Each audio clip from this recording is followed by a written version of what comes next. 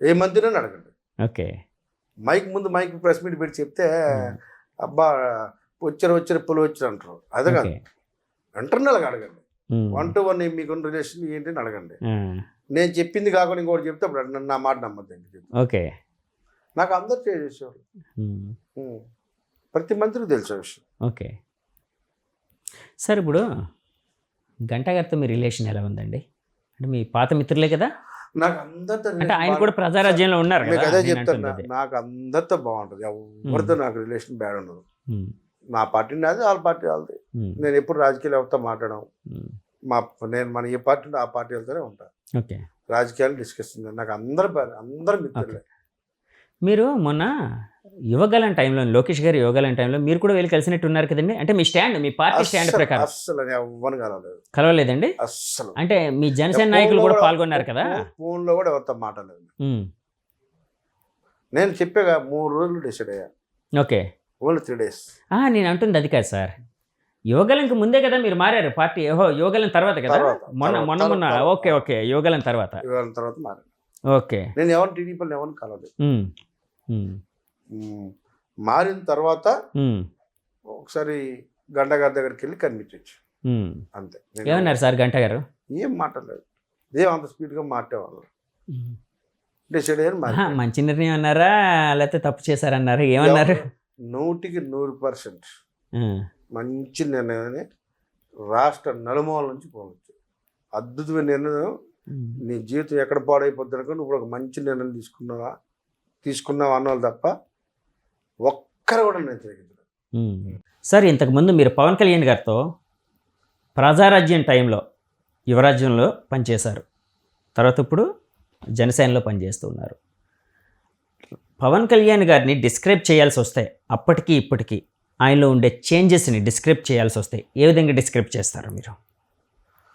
పొలిటికల్గా కొంచెం మెచ్యూర్డ్గా, ఆటోమేటిక్గా ఎక్స్పీరియన్స్ చూపిస్తారు కదండి. పరిణితి చెందిన నాయకుడిగా రోజు రోజుకి ఇప్పుడు మా ఎక్స్పీరియన్స్ ఫస్ట్లో ఒక రంగం ఉంటుంది, ఇప్పుడు ఒక రంగం ఉంటుంది, నెక్స్ట్ ఇయర్ ఇంకో రంగం ఉంటుంది. కొంచెం డే బై డే కొంత నేర్చుకుంటూ ఉంటాం కదా.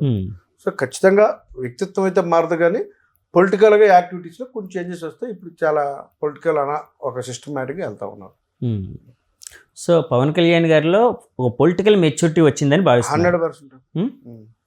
సో మెచ్యూరిటీలో భాగమే టీడీపీతో కలవడం అంటారా? అది ఏదైనా అనుకోవచ్చు మీరు. తనకి ఆయన ఏం చేస్తున్నా ఆయన తెలిసింది కదా. డెఫినెట్గా అంతే కదండి. ప్రపంచ స్థాయిలో క్రేజ్ ఉన్నటువంటి వ్యక్తి ఆయన చేసే నిర్ణయం ఆయనకి మంచిగా చూడండి ఆయన తెలియదు.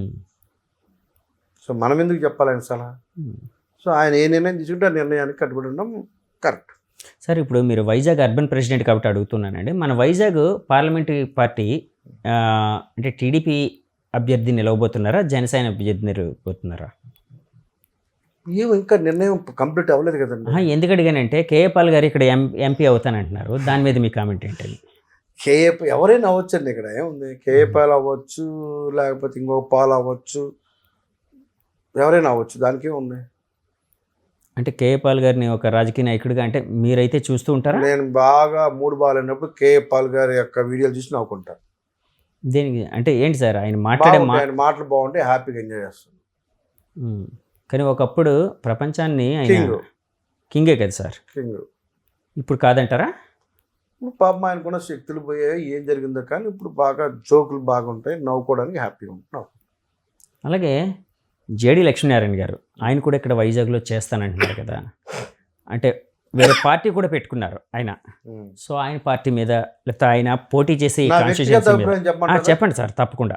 ఏముండదు, 0 అయిపోయింది. మన ఎలక్షన్లో ఆయన కంటెస్ట్ చేసిన తర్వాత ఆయన అలాగే అదే పార్టీలో కొనసాగి ఉంటే, జనసేనలో కొనసాగి ఉంటే విశాఖపట్నం ఎంపీ ఆయనే. ఓకే. ఇవాళ ఆయన పొలిటికల్ అన్మెచ్యూర్డ్ నిర్ణయాల వల్ల పొలిటికల్ జీవితం కెరీర్ క్లోజ్, ఇంకా నో ఛాన్స్. ఓకే. అది తీసి నా పర్సనల్ ఒపీనియన్. ఓకే, మీ పర్సనల్ ఒపీనియన్. ఒకవేళ మారి ఉంటే అటు తెలుగుదేశం పార్టీలకు లేకపోతే ఏ వైసీపీలకు వచ్చి ఉంటే ఇంకొక రకమైన జీవితం ఉండేది, పొలిటికల్ కెరీర్. అప్పుడు ఆయన ఏంటంటే ఆయన ఏదో అక్కడ తిరిగి ఇక్కడ తిరిగి వచ్చి నేను సొంత జై భారత్ ఏదో పార్టీ పెట్టుకుని అవునండి. ఇవన్నీ అవే కావండి పల్లావు. సో బ్లండర్ మిస్టేక్ ఆయన. సరే ఇప్పుడు బయట వినిపించేది ఎప్పుడు మీ అధినాయకత్వం నుంచి కూడా వినిపించేది ఏంటంటే ఎన్డీఏలో మేము భాగస్వాములం అంటే బీజేపీతో కలిసి ఉన్నారు, కానీ స్టేట్ విషయానికి వచ్చినప్పటికి టీడీపీతో కలిసి ఉన్నాము అంటూ ఉంటారు. అంటే ఇది రాబోయే ఎలక్షన్లో మిమ్మల్ని గజిబిజికి గురి చేసే అవకాశం లేదనుకుంటున్నారా? కలిసే ఉన్నారు కదా. ఎందుకంటే జనాలు ఇప్పుడు మీరు బీజేపీతో ఉన్నారా టీడీపీతో ఉన్నారో రెండుతో కన్ఫ్యూజన్. రెండుతో కలిసి ఉన్నాం. కానీ పార్టీ ఇప్పుడు బీజేపీ అనేది మీ దాంట్లో కలవలేదు, కూటమిలో కలవలేదు ఇక్కడ ఎలక్షన్కి. కంటెస్ట్ చేసినప్పుడు తెలుస్తుంది. కోటంలో కలవకపోతే అప్పుడు పక్కన పెడతారు, కలిస్తే కలిసి ఉంటారు. ఓకే, ఒకవేళ బీజేపీ పార్టీ మీ కూటమితో కలవలేదు అనుకోండి, ఇక్కడ కలవకపోతే ఏం లేదు. అయినా కూడా మీరు ఎన్డీఏలో భాగస్వామి అంటారా? వాళ్ళ పనికి వాళ్ళు పని చేస్తారు. ఇప్పుడు ఒక విషయం చెప్పండి, మీరు వైఎస్ఆర్ కాంగ్రెస్ పార్టీ ఎన్డీఏలో భాగస్వామే కాదండి. కాదా? కాదు. సపోర్ట్ చేయట్లేదా? సపోర్ట్ చేస్తున్నారు ఇంటర్నల్ గా, కానీ నేను అంటలేదు. అంటే దాన్ని ఏమంటారు? ఓకే, దాన్ని ఏమంటారు? ముస్లిం మైనారిటీస్ క్రైస్తవ ఓటు బ్యాంక్ కోసం వాళ్ళతో పోటీ చేయట్లేదు తప్ప రెండు ఒకటే. ఎన్డీఏలో కలవట్లేదు, బీజేపీతో కలవట్లేదు, రెండు ఒకటే. చిన్నపిల్లడు చెప్తాడు వైసీపీ బీజేపీ ఒకటే అని. అంటే చిన్నపిల్లడిని అడిగితే చెప్తారని అన్నారు కదండి, కానీ ఒక రాజకీయ నాయకుడిగా మీరు మాట్లాడడం వేరు, చిన్నపిల్లడు మాట్లాడడం వేరు. అందరూ తెలుసు అన్న, అందరూ తెలుసు. అదే మీరు చెప్పిన దాని మీద స్టాండ్ అయి ఉన్నారు. ఓటు బ్యాంక్ రాజకీయం అని అందరికీ తెలుసు. వాళ్ళ ఓట్లు చీలుతాయని చెప్పి ఇక్కడ మేము కంటెస్ట్ చేయలేము, మీకు ఏం కావాలంటే అది మేము చేస్తాం, మీరు ఏం చెప్తే అది మేము చేస్తాం అని ఒప్పందం జరిగిందని అందరికీ తెలుసు. ఓకే, అంటే ఇప్పుడు బీజేపీ ఇక్కడ ఈ 2024 ఎలక్షన్లో అసెంబ్లీ ఎలక్షన్స్ కూడా అలాంటి స్టాండ్ తీసుకుని వైసీపీకి సపోర్ట్ చేసే అవకాశం ఉందని భావిస్తున్నారండి? ఖచ్చితంగా చేస్తారు. చేస్తారు. వాళ్ళకి సపోర్ట్ చేస్తారా వైసీపీ? బీజేపీ వాళ్ళు బీజేపీ వాళ్ళు వైసీపీ సపోర్ట్ చేస్తారు. వైసీపీ వాళ్ళు బీజేపీ చేస్తారు. వైసీపీ వాళ్ళు బీజేపీకి చేస్తారు. వాళ్ళు వద్దన్నా చేస్తారు. అక్కడ నేను కాదు సార్, నేను పార్లమెంట్లో బిల్లుల విషయంలో ఏ విషయంలో చేస్తారు, కంటెస్ట్ చేయరు ఇద్దరు. ఇప్పుడు పార్లమెంట్లో బిల్లుల విషయంలో టీడీపీ కూడా మరి వైసీపీ బీజేపీ ఎన్డీఏకి సపోర్ట్ చేసింది, వాళ్ళకి ఎగనిస్ట్గా ఇప్పుడు వేయలేదు. ఇద్దరు చేస్తున్నారు. అవును, ఎందుకు చేస్తున్నారు ఇద్దరు? ఎందుకు చేస్తున్నారంటారు సార్? మీకు తెలీదా? నాకు తెలియదు సార్, ఎందుకు చేస్తున్నారంటారు సార్? సర్లే, ఇంకా అంత దూరం మనకెందుకు? అలా కాదు సార్, చెప్పండి సార్. వద్దులే, అంత దూరం మనకెందుకని. ఎందుకు చేస్తున్నా అందరికి తెలుసు. ఓకే, సో ఫైనల్గా ఉత్తరాంధ్రలోని మీ జనసేన పార్టీ ప్రభావం ఎలా ఉండబోతుంది? ఉత్తరాంధ్రలో జనసేన వచ్చే రోజుల్లో నెంబర్ 1 ప్లేస్లో ఉంటుంది. అంటే టీడీపీని డామినేట్ చేసి, అన్ని పార్టీలు డామినేట్ చేసి ఫస్ట్ ప్లేస్లో ఉంటుంది. మీరు రాసి పెట్టుకోండి. అంటే ఒక్క ఉత్తరాంధ్రలోనే ఆంధ్రప్రదేశ్ ఉత్తరాంధ్ర అడిగారా? కాదు, ఈ విషయం ఒక్క ఉత్తరాంధ్రలోనే ఉంటుందా, ఆంధ్రప్రదేశ్ కూడా అవుతుందా? అంతలా కూడా పార్టీ బలోపేతం అవుతుంది, రోజు రోజుకి బలోపేతం అవుతుంది.